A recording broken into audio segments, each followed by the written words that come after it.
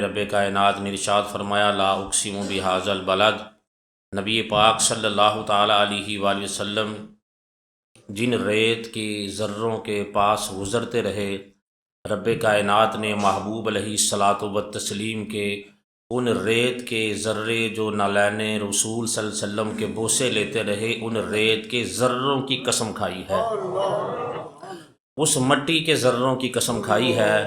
تو ایک وہ مٹی ہے جس مٹی نے محبوب علیہ الصلاۃ والتسلیم کے نالین کے بوسے لیے ہیں۔ اس مٹی کی عظمت کا آپ اندازہ لگائیں کہ اللہ اس مٹی کی قسم کھا رہا ہے کہ اس مٹی نے نالین مصطفیٰ صلی اللہ علیہ وسلم کے بوسے لیے ہیں۔ اس بوسے لینے کی وجہ سے اللہ اس مٹی کی قسم کھا رہا ہے، جس محبوب علیہ السلام کے نالین کو چھونے والی مٹی اتنی عظمت والی ہے کہ اس کی قسمیں اللہ کھا رہا ہے، تو جس محبوب کی طرف نسبت کی وجہ سے مٹی کو شان ملی ہے، اللہ نے اس اپنے محبوب کو کتنی عظمتیں اور شانیں عطا فرمائی ہوں گی، اس محبوب علیہ السلام کی کتنی عظمتیں اور رفتیں ہوں گی۔ دوسری وہ مٹی ہے کہ جس مٹی پر 1500 سال سے محبوب علیہ الصلاۃ والتسلیم آرام فرما رہے ہیں۔ حضور جلوہ فروز ہیں، کسی کا اس پہ اختلاف نہیں ہے، سب کا اس پر اتفاق ہے کہ وہ مٹی کے ذرے جن ذروں پر امام الانبیاء صلی اللہ علیہ وآلہ وسلم آرام فرما ہیں 1500 سال سے، وہ مٹی اللہ کے عرش سے بھی زیادہ افضل ہے، اس کی عظمت اللہ کے عرش سے بھی زیادہ ہے۔ اللہ نے اتنی رفتیں اور اتنی شانیں اور اتنی عظمتیں اس مٹی کو عطا فرمائی ہیں۔ یہ دو قسم کی مٹی ہوگی، اور تیسری قسم کی مٹی وہ ہے کہ جس مٹی سے رب کائنات نے محبوب علیہ الصلاۃ والتسلیم کا پیکر بشری تیار فرمایا تھا، پیکر بشری بنایا تھا جس مٹی سے، وہ تیسری قسم کی مٹی ہے۔ نبی پاک صلی اللہ تعالیٰ علیہ وآلہ وسلم جس ریت کے ذروں پر پاؤں رکھیں تو اللہ ان کی قسمیں کھائے، اور جو مٹی جسم رسول کو چھوئے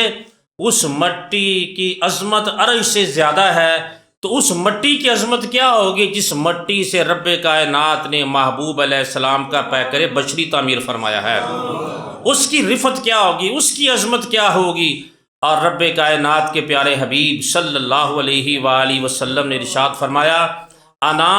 و ابو بکر و عمر خلقنا من تربت واحدۃ۔ رب کائنات نے وہ میری مٹی جس سے مجھے میرا پیکر بشری بنایا ہے، اس مٹی سے جس مٹی سے رب نے میرا پیکر بشری بنایا ہے، اس مٹی میں سے جو مٹی بچ گئی تھی، اس بچی ہوئی مٹی سے رب کائنات نے صدیق اکبر کو پیدا فرمایا ہے، فاروق اعظم کو پیدا فرمایا۔ وہ جو مٹی پیکر بشری سے بچ گئی تھی، اس بچی ہوئی مٹی سے رب کائنات نے سیدنا صدیق اکبر کو پیدا فرمایا ہے، سیدنا فاروق اعظم رضی اللہ عنہ کو پیدا فرمایا ہے۔ فرمایا خلقنا من تربت واحدۃ، اللہ نے مجھے، ابو بکر کو اور عمر کو ایک ہی مٹی سے پیدا فرمایا ہے، ایک ہی مٹی سے تخلیق فرمایا ہے۔ اور میں قربان جاؤں سیدنا صدیق اکبر رضی اللہ تعالیٰ عنہ کی عظمت پر کہ حضرت امام زین العابدین رضی اللہ تعالیٰ عنہ سے کسی نے پوچھا کہ آپ بتائیں ذرا شیخین کی شان کیا ہے، سیدنا ابو بکر صدیق رضی اللہ تعالیٰ عنہ اور حضرت عمر رضی اللہ تعالیٰ عنہ کی شان کیا ہے؟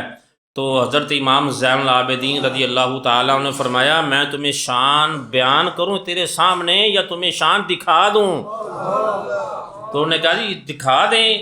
تو یہ تو اور اچھا ہے۔ تو حضرت امام زین العابدین رضی اللہ تعالیٰ عنہ اس کو لے کر روضہ رسول کے پاس تشریف لے آئے، اور روضہ رسول کا دروازہ کھولا تو دیکھا کہ دونوں یار محبوب علیہ السلام کے پہلو میں لیٹے ہوئے ہیں، حضور کے پہلو کے اندر آرام فرما ہیں۔ حضرت امام زین العابدین رضی اللہ تعالیٰ عنہ فرمانے لگے جس طرح یہ اب محبوب علیہ السلام کے پہلو میں لیٹے ہوئے ہیں، ساتھ ساتھ ہیں، جب یہ دنیا میں حیات تھے تب بھی مصطفیٰ کے ساتھ ساتھ ہی تھے، تب بھی ان کو حضور کی رفاقت نصیب تھی، تب بھی ان کو نبی پاک صلی اللہ تعالیٰ علیہ وآلہ وسلم کی شفقت اور حضور اکرم صلی اللہ علیہ وسلم کی مہربانی نصیب تھی۔ حضرت ابو بکر صدیق رضی اللہ تعالیٰ عنہ آپ کی بیٹی حضرت عائشہ صدیقہ رضی اللہ تعالیٰ عنہ فرماتے ہیں کہ نبی پاک صلی اللہ علیہ وسلم ہمارے گھر میں ایک دن میں کئی بار تشریف لایا کرتے تھے۔ بہت سارے گھر ایسے ہیں، بہت سارے دکاندار ایسے ہیں، بہت سارے دوست ایسے ہیں، لیکن انسان ہر دوست کے گھر میں بار بار نہیں جاتا، ہر دکاندار کے پاس بار بار نہیں جاتا۔ جس سے اس نے دل کی بات کرنی ہو، جس کا ہم پلہ ہو، اس کا ہم پنجابی میں کہتے لنگوٹیا ہو، اس کا ہم فکر ہم مزاج ہو، نبض شناس ہو، اور اس کے مزاج کو سمجھنے والا ہو، وہاں پر انسان جاتا ہے جہاں پر اس کو قرار ملتا ہے، جہاں پر اس کو سکون ملتا ہے۔ کوئی دل کی باتیں سنانے کی، کچھ سننا، کچھ سنانا، کوئی راز و نیاز کی باتیں، تو بہت سارے گھر تھے وہاں پر، لیکن امام الانبیاء زیادہ تر حضرت ابوبکر صدیق رضی اللہ تعالیٰ عنہ کے گھر میں جاتے تھے۔ پتہ چلا مصطفیٰ اسی کے گھر میں جاتے تھے جس گھر میں مصطفیٰ کو چین زیادہ آتا تھا۔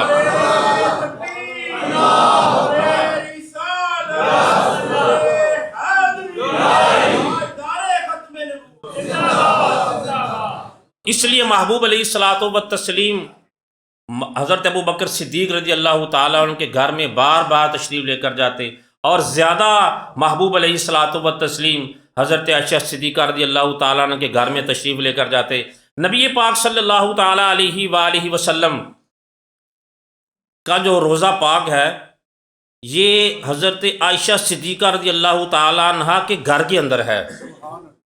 جب حضور کا وصال ہوا تو صحابہ میں اختلاف ہوا کہ حضور کو کہاں دفن کیا جائے، تو اتفاق اس پہ ہوا کہ حضور فرماتے جہاں انبیاء کا وصال ہو ادھر ہی اس کا جو ہے ان کا مدفن ہوتا ہے، ادھر روزہ بنتا ہے۔ تو حضرت عائشہ صدیقہ رضی اللہ تعالیٰ عنہ کے گھر کے اندر محبوب علیہ الصلوۃ والتسلیم کا روزہ پاک ہے، حضور کا جو ہے وہ مزار مبارک ہے حضرت عائشہ صدیقہ رضی اللہ تعالیٰ عنہ کے گھر میں۔ اور نبی علیہ السلام فرماتے ہیں ما بین ممبری و روضۃ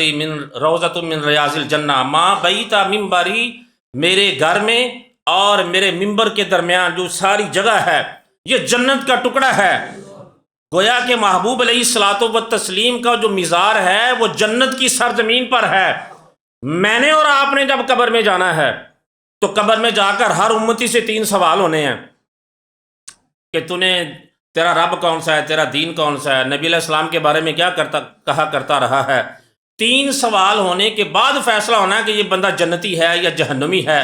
پھر اس کے لیے جہنم کی کھڑکی کھلے گی یا جنت کی کھڑکی کھلے گی۔ ہر مومن سے قبر میں 3 سوال ہونے ہیں، اور سوال ہونے کے بعد اگر وہ پاس ہو گیا تو اس کی قبر کو جنت کا باغ بنا دیا جائے گا۔ میں قربان جاؤں اے عمر فاروق اور سیدنا صدیق اکبر، تمہاری عظمت پر تو فرشتے بھی رشک کرتے ہوں گے۔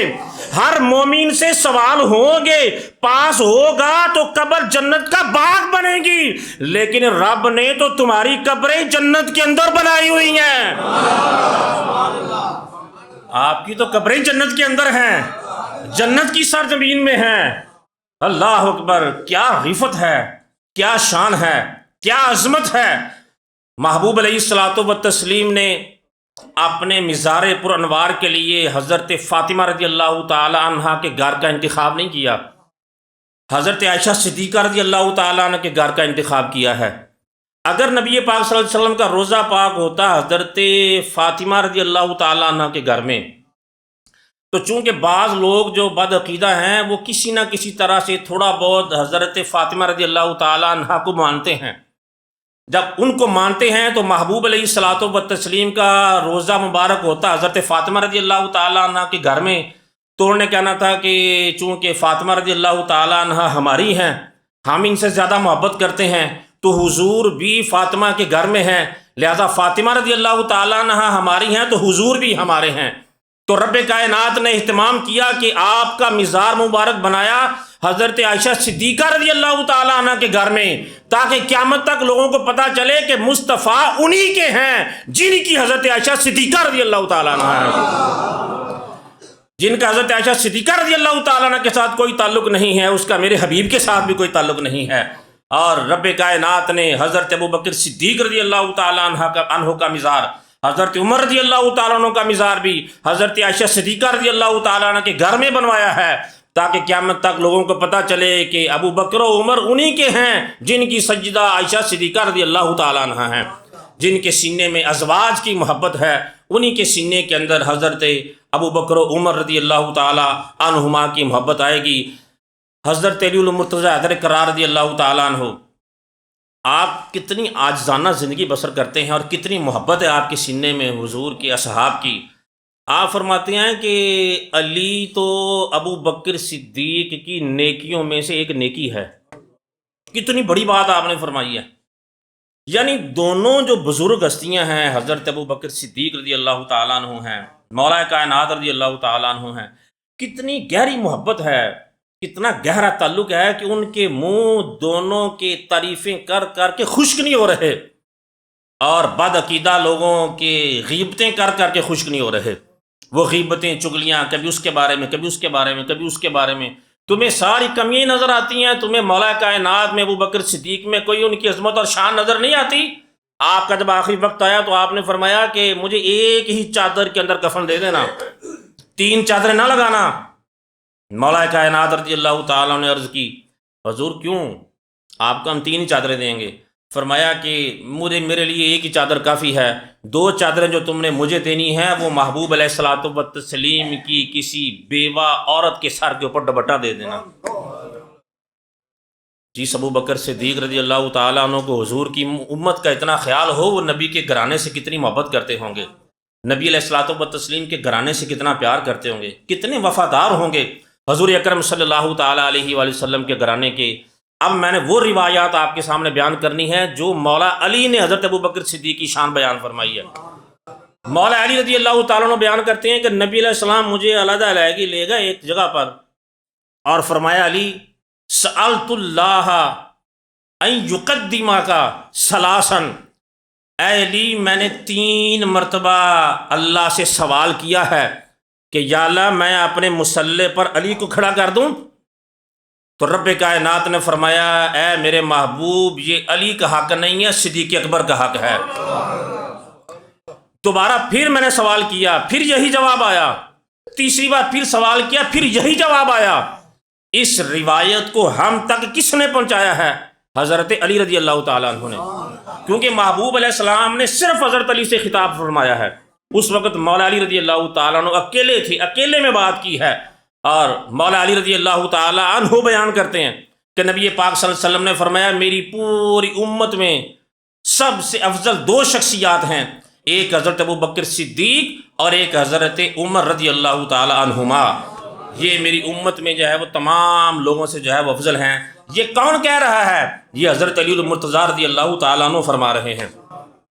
مولا علی نے آنے والے جتنے بھی وہ کالے دل والے تھے، کالے ناگ تھے، آپ نے سب کی شارہ کاٹی۔ آپ نے فرمایا جس دن مصلی امامت پر محبوب علیہ السلام نے سیدنا صدیق اکبر کو کھڑا کیا تھا میں ادھر ہی تھا۔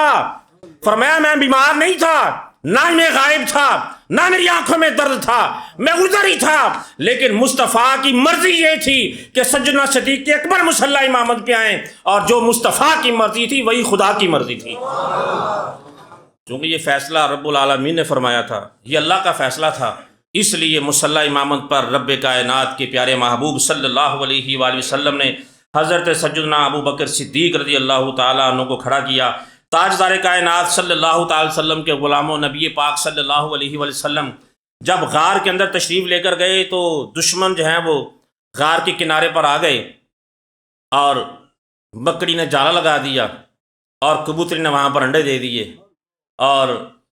جب دشمن وہاں پر آئے تو انہوں نے کہا یہ جو جالا ہے نا یہ تو لگتا ہے کہ یہ حضرت ابو بکر صدیق رضی اللہ تعالیٰ عنہ کی ولادت سے بھی پہلے کا ہے، اگر وہ یہاں سے گزرے ہوتے تو یہ جالا نہ ہوتا، یہ کبوتری کے انڈے نہ ہوتے۔ علماء نے بڑا اس کے اوپر تبصرہ کیا۔ ایک قول علماء کا یہ ہے کہ وہ پہچان نہ سکے کہ یہ جالا تازہ ہے،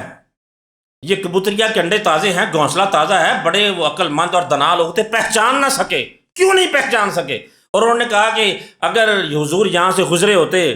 تو پھر یہ جالا بھی نہ ہوتا، جو ہے وہ کبوتری کا گھونسلہ بھی نہ ہوتا۔ اس لیے انہوں نے کہا کہ انہوں نے نبی کو اپنی طرح کا سمجھا تھا کہ جو نبی ہوتا ہے وہ گزر نہیں سکتا، اگر گزرتے تو پھر یہ جالا بھی نہ ہوتا، یہ جو ہے وہ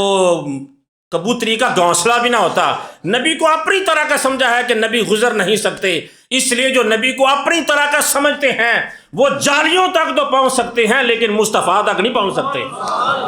وہ روزہ رسول کی جالیوں تک جا سکتے ہیں لیکن محبوب علیہ السلام تک ان کی رسائی حاصل نہیں ہو سکتی۔ اور پھر سوال ہو سکتا ہے کہ ابو بکر صدیق رضی اللہ تعالیٰ عنہ بھی گزرے ہیں، حضور بھی گزرے ہیں۔ اگر جالا پہلے کہتا حضور گزرے ہیں، چلو نور تھے گزر گئے، تو جب ابو بکر صدیق رضی اللہ تعالیٰ عنہ گزرے ہیں تب تو جالا ٹوٹنا چاہیے تھا، تب تو وہ گھونسلہ ہٹنا چاہیے تھا۔ میں نے کہا یہی تو بات ہے جو تمہیں سمجھ نہیں آئی کہ مصطفیٰ ہی صرف نور نہیں ہے، مصطفیٰ جس پر ہاتھ رکھ دے اس کو بھی نور علی نور کر دیتے ہیں،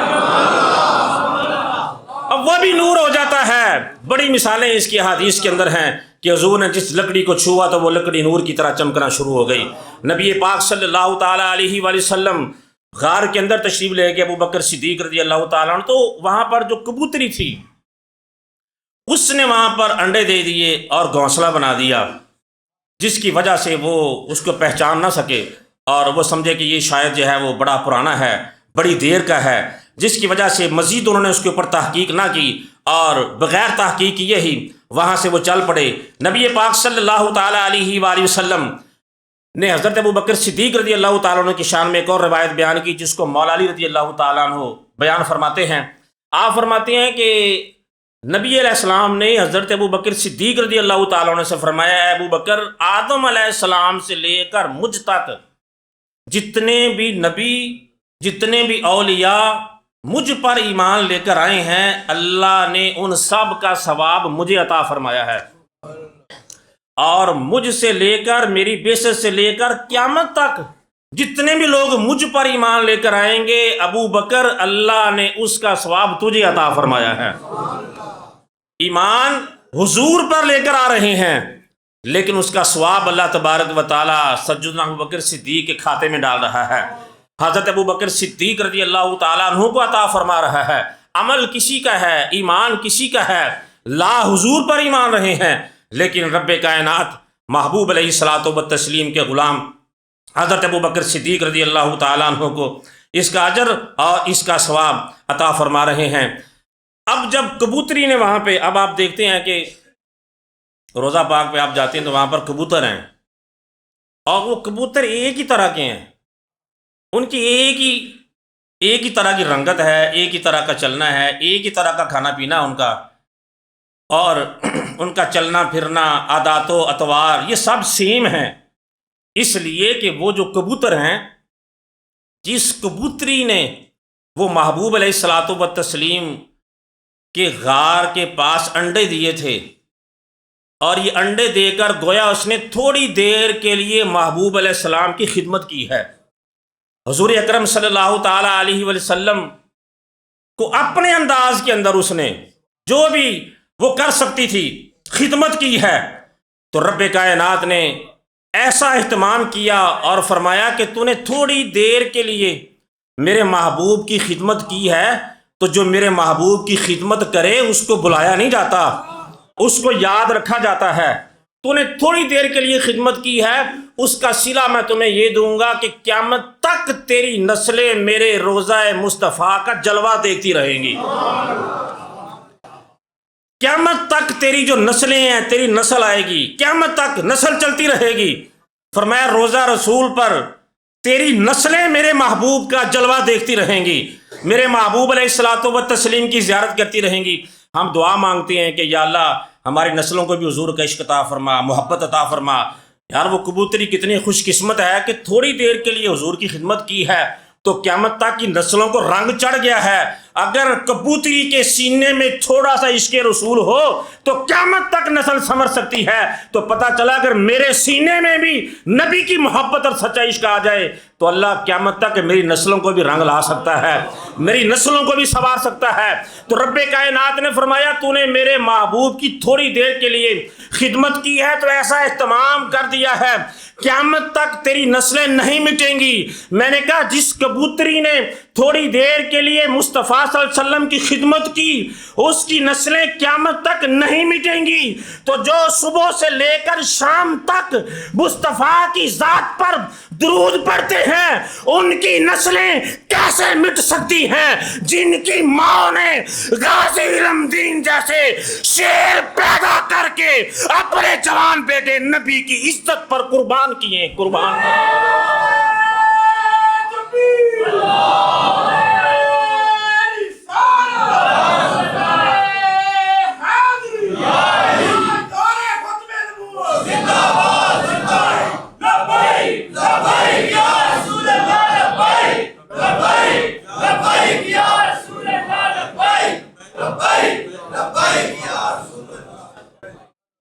اس سے پتہ چلا کہ جو نبی علیہ السلام کے خدمت گزار ہیں، حضور کی ذات پر درود و سلام پڑھتے ہیں، حضور کو پکارتے ہیں، ان کو مٹانے والے خود مٹ جاتے ہیں، لیکن ان کی نسلیں قیامت تک شاد و آباد رہتی ہیں۔ اللہ رب العزت کی پاک بلند بارگاہ میں دعا ہے خالق کائنات ہمیں صحیح معنوں میں نبی علیہ السلام کی محبت نصیب فرمائے۔